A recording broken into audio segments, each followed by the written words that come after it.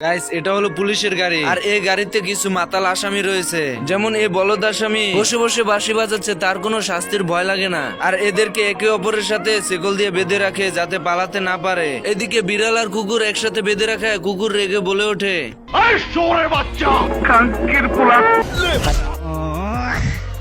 কত হিম্মত একবার দেখি। আওয়াজ এত উঁচা কেন বাতি যায়?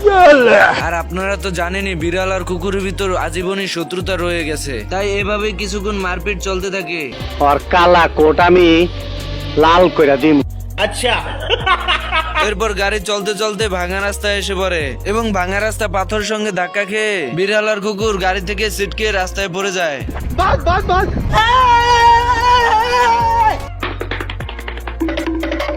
এভাবে দৌড়তে দৌড়তে হঠাৎ বিড়াল গাছের ফাঁকে আটকে পড়ে। এই বলদ দুটো জেলখানা থেকে পালিয়ে পাহাড়ের উপর চলে আসে হাতের শিকল খোলার জন্য, কিন্তু শিকল খুলতে গিয়ে নিজের পাহাড় ভেঙে পড়ে যায়। এরপর দুই বলদ চলে আসে হাতের শিকল বোম দিয়ে খোলার জন্য। তুমি কি পাগল হইলে না মাথা খারাপ? মানে কি পরিমাণ বলদ হলে বোম দিয়ে হাতের শিকল খোলার রিস্ক নেয়। এরপর দুই বলদে বুদ্ধি করে বোমটি নিয়ে গর্তের ভিতর ফেলে দেয়, আর বলদ দুটো দৌড়ে নিচে গিয়ে দাঁড়ায়। এর ভিতরে সেই বোমটা তাদের সামনে এসে পড়ে।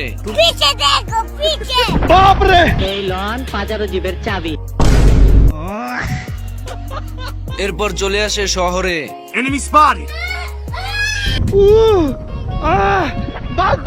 শহরে শিকল খুলতে এসে বিপদ দেখে পালিয়ে যায়। এরপর পরিবেশ একটু ঠান্ডা হতেই দুজন বেরিয়ে এসে কুকুর বিড়ালকে বলতে থাকে, প্লিজ ভাই একটা মালের নম্বর জোগাড় করে দে। আমার চ্যাটার মাল।